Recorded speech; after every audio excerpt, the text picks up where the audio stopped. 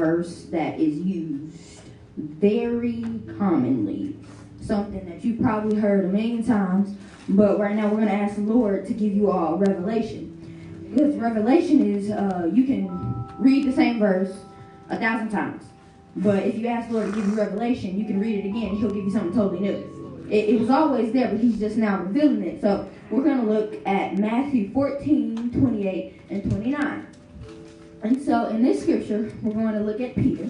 Now Peter, I call him the ride or die disciple, because Peter is the human example of going from 0 to 100 real quick.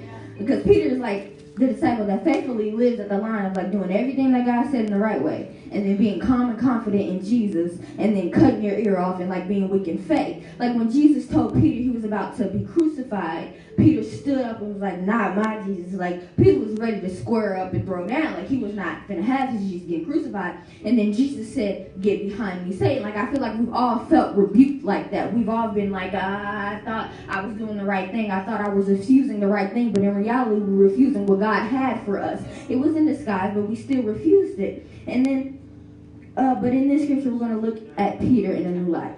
He is going to do something that only 2 men in the history of ever have ever done. Peter is about to walk on water. I need you to realize, nobody has ever done this before.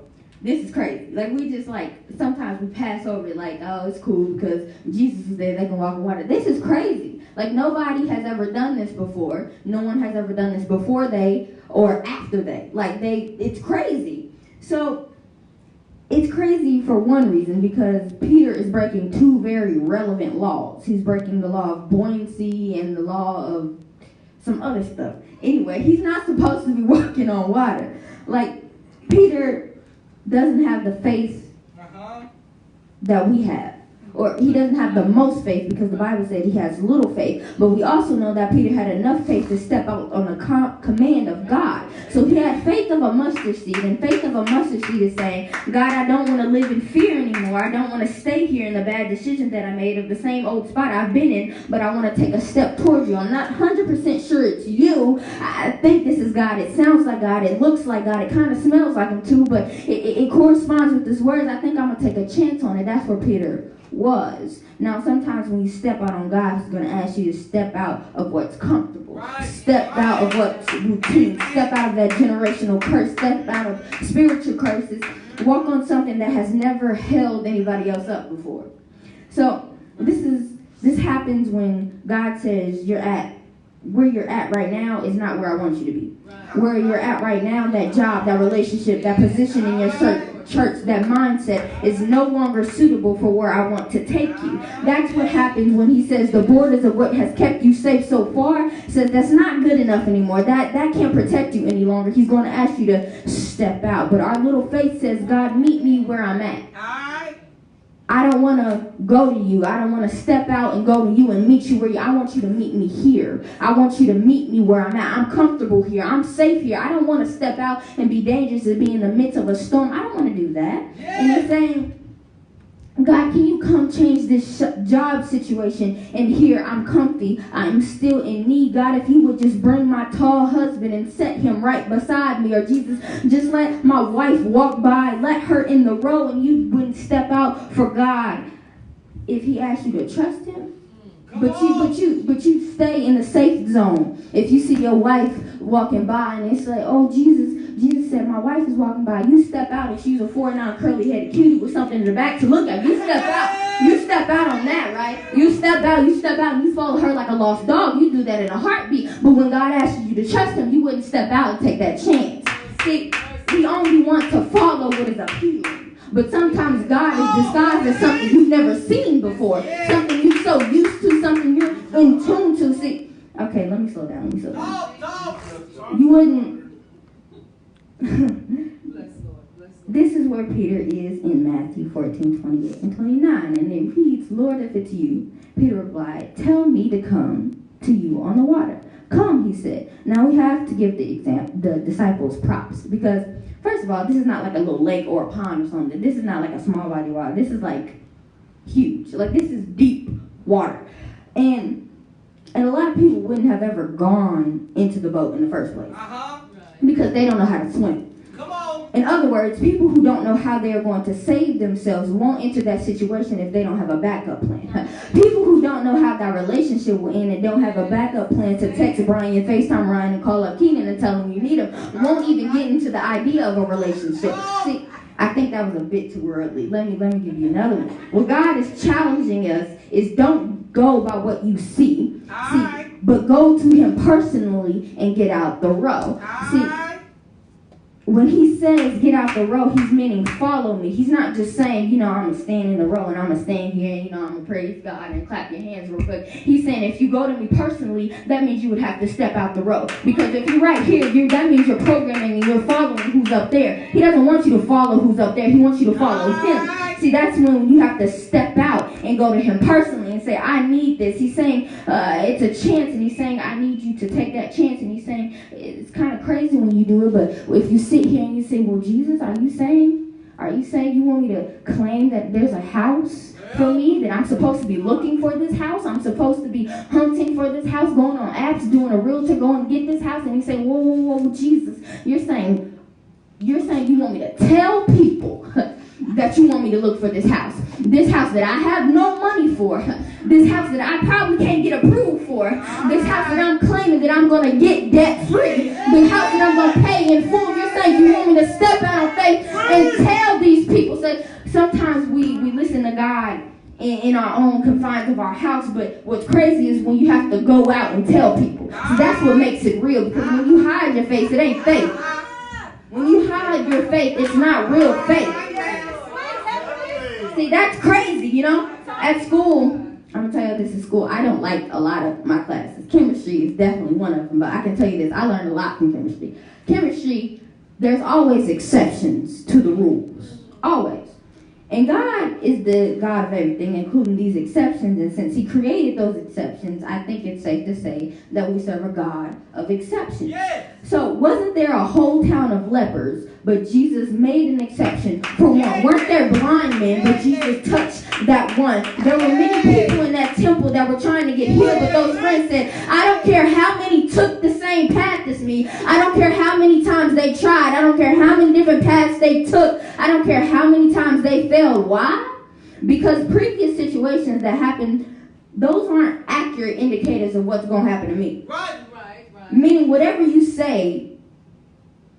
saw them do, baby, that don't mean it's going to happen to me. And the mindset you have to have is that I'm not better than you in those situations. I'm just different. As a believer, as someone who believes in God, I shouldn't go into the same situation you went into and come out the same way. I shouldn't go out of the same situation with the same anger, the same pain, the same loss, the same frustration, the same results.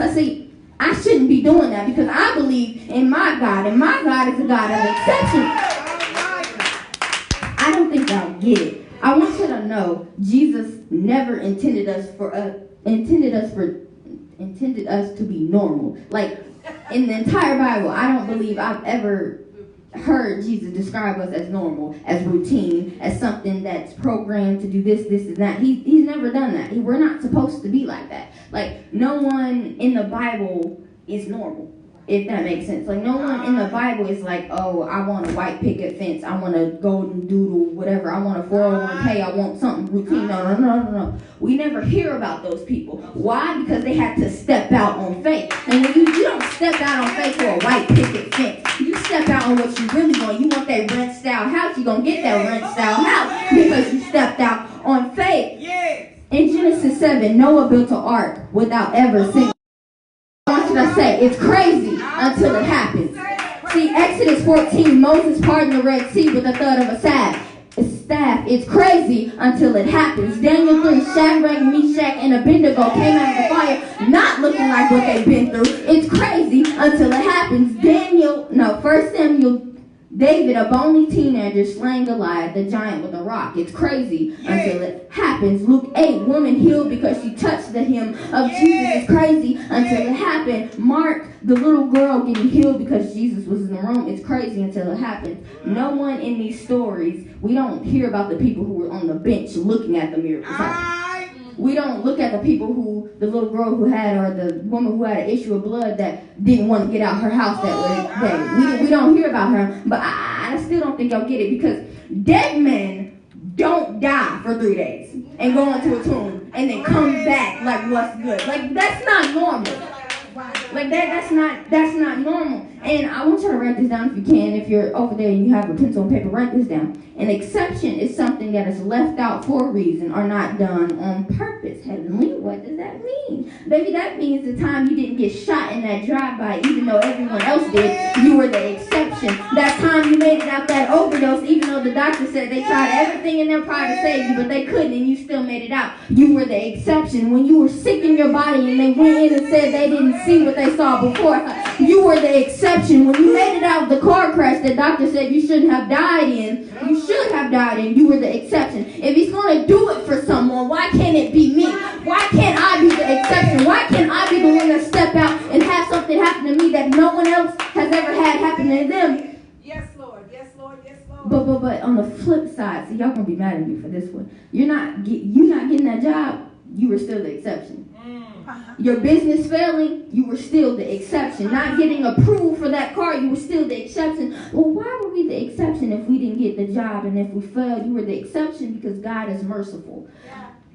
God is someone who will redirect us when we are wrong. He will correct us when we step out on something false. What do you mean? I mean, you have to be sure that Jesus is the one that called you out into the deep.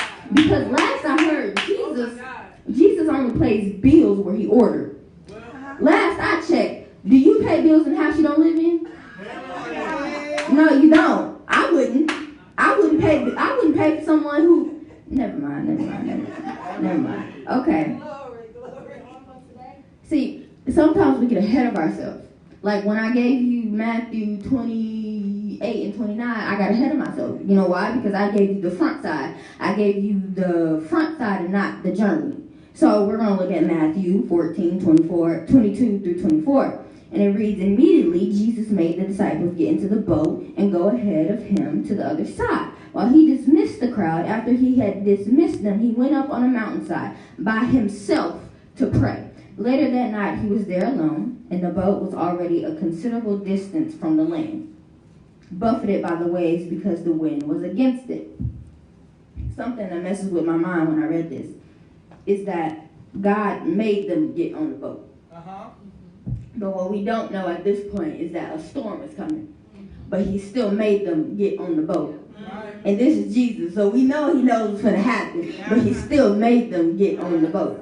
So, in the boat, I'm trying to tell you is, he's saying Jesus made Peter like, I lost my place. He made Peter get on the boat. But knowing Peter, he's Jesus' ride or die. Peter was probably like, I don't want to go.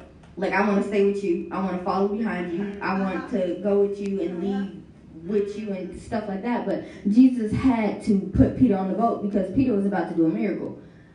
But Peter didn't want to go, so he had to redirect him into a storm so he could reposition him into the place he wanted him to be so he could do that amazing miracle. But what happens when you obey God and God tells you this and you do it, but you're still in a storm? This is the tension nobody wants y'all to hear about. Because I obeyed God and I got in the boat and I did what he said. Now, why are the winds and the waves still coming? It's because maybe the scene of what you think is your greatest storm is also your greatest miracle. See, what you think may be something that you don't know is over there. You don't know what that is. I don't recognize that. That ain't God. That ain't him. It's a ghost. That's still Jesus. That's still Jesus. You may not see him the way you usually see him. Like on the boat, they said when he was coming towards them, they said, it's a ghost. But that was Jesus, the man that they were with for 3 years, the man that they saw every day for 3 years, but they didn't recognize him. And sometimes we do that and we get scared and we label something that isn't really what it is as something else. We label something good as something bad because we don't give that situation enough time to unfold, to label it to where it's what it really is. Like on the boat, when they looked at Jesus, if they would have waited like a minute or so, he would have got a little closer and you would have saw that it was Jesus. But instead, reflexes, they was like, it's a ghost. they labeled him as something bad when in actually he was there to save them. When in actually he was there to take them out of the boat and take them to where they were supposed to be. He was there to take them home, if you will. It's saying if you're not out there to use Jesus' plan in the way that it's supposed to be used, then what's the point? Like, Jesus is the Alpha and the Omega, the beginning and the end. And in the end, if he's the beginning and the end, then that means he knows your middle, right? So that means if he sends you into that storm, he's going to bring you out. But he also knows that you're going to go through some stuff in the middle. He also knows what you're going to do in that middle. He also knows if you're going to follow him to the end. He can send you there, but you can go back too. He can save you from there, but you can still go back too. And he can still save you from that, but you can still go back too. You see what I'm saying? See, somehow my Bible says, I think of all these things about to work together for the good of me. Like, if you don't understand that storm, that job loss, that this, that is all working for the good of you, what's the point? Like, yes, I lost my house. Yes, I lost some friends. Yes, I lost, and I lost, and I lost. But some goals are going to use, somehow God's going to use all of this to position me in a place where my faith can turn into a miracle. And this is what Peter had to believe. Maybe the storm in you need to step back and evaluate, did God send this? And I know this is messing with people because this is the tension of believing God, but maybe I wouldn't have moved in this situation hadn't it got this bad. Like, maybe I wouldn't have broke up with them if I hadn't pulled up their account and hadn't saw those videos. Like, I wanted to trust what I saw, but I had to go through the storm because it was the only thing that could reposition me. Like, maybe the deal had to fall through so I could spend more time with that kid I don't like. Like, maybe the Rona had to happen so I could actually hey, I can take care of you all day. See, I'm not in your business. I'm sorry. I was too personal. But if you think the enemy is the devil, like, he is, obviously, but sometimes the devil don't send you these things. Sometimes it's God. Like, the devil didn't send that storm. God did. Like, sometimes when you prepare, sometimes you have to be prepared to be the exception. Like, you have to be prepared to be it. And there's going to be the exact same time, two humans, Jesus and Peter. At this time, Peter is on a boat, and he's rowing. Like 12 disciples, they rowing hard, they exhausted, you know. But Jesus, at this time, is alone. Jesus is on the mountain praying. Jesus is chilling. You know, Jesus is praying because he knows he's about to do his miracle. Jesus is preparing what he's about to do. He's preparing for what he's getting ready to do for Peter. And sometimes we get over ourselves and we think, Jesus can do this because he's Jesus. No, Jesus is a man. Jesus is also God. So he could have failed and drowned as much as Peter could have failed and drowned. But the difference is Jesus went on the mountain and prayed. Jesus prayed in the backside so he could do what he needed to do in the front side. He prepared in private so he could do what he needed to do in public. Now see, some people always like, I want to be up here. I want to be up here. I want to preach. I want to sing. I want to do that. But have you prepared in private so you can get up here? Because some people, when you get up here, you go home, you say, why is the devil coming? You didn't pray. You didn't prepare for being up here. And that is how a pastor can get up here and he can speak to every situation that's going on in your life. And he's like, how did he know? He all up in my business. He in my Facebook DMs. No, baby, he was praying. That was the Holy Spirit telling him what to do. And I want y'all to realize that in the verse when it says Jesus told Peter to get out of the boat. He said, come. I just want you to realize that Jesus said, come. He didn't say, come, Peter. He just said, come. And at that moment, only one man got out the boat. Only Peter got out the boat. Peter said, Lord, if it's you, tell me to come. Jesus said, come. Only Peter got out the boat. How many people drowned in that instance? None. So if those other 11 people in that boat would have got out, I wonder, would it be the same results? nobody would drown. But they were too scared.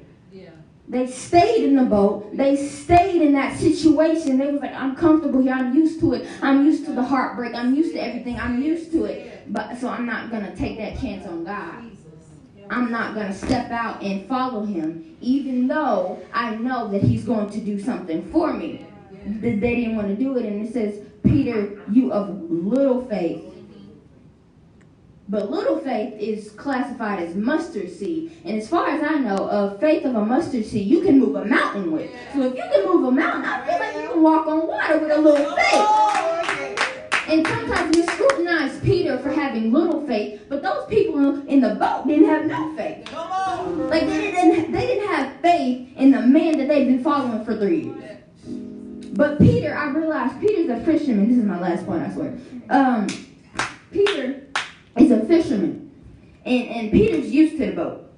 Peter's used to going through the journey and on things. He's used to storms and stuff. So when he saw that there was an opportunity to get out what he's used to get away from what he was used to, when he saw the man he's been following for 3 years, he said, I'm going to take a chance because I know that man. And if I'm here and I'm in this boat and I'm confided to this boat and I can't move and I'm still stuck and I'm this and that and that, I'm going to take a chance and I'm going to follow that man that I've been following for 3 years. I'm going to follow Jesus. Peter got out the boat because he was tired of the boat. Yes, yes. Peter got out the boat because he knew everything about the boat. Peter got out the boat because he saw Jesus. Peter got out the boat because Jesus is Jesus. Like no one else thought, oh, well, maybe that's Jesus. No. They thought that was a ghost. But Peter said, I'm going to look a little closer. I'm going to let it unfold a little bit. I'm going to see him walk a little. And I'm going to see him and I'm going to say, oh, let me step out so I can follow him. And this is the last thing. I'm challenging you all to just step out. Not on faith. I'm not saying step out on faith. I'm saying just step out. My God. You ain't got to put a little title on, I'm going to step out on faith. No. Because if you step out on faith, some people say step out on faith and they didn't get an instruction from God to do that. They just step out because they want something to happen. It ain't your time yet. God. So what I'm challenging you all to do is just step out. Amen. If the Lord has instructed you to. Because he's not going to save you if he didn't tell you to do it. That's it.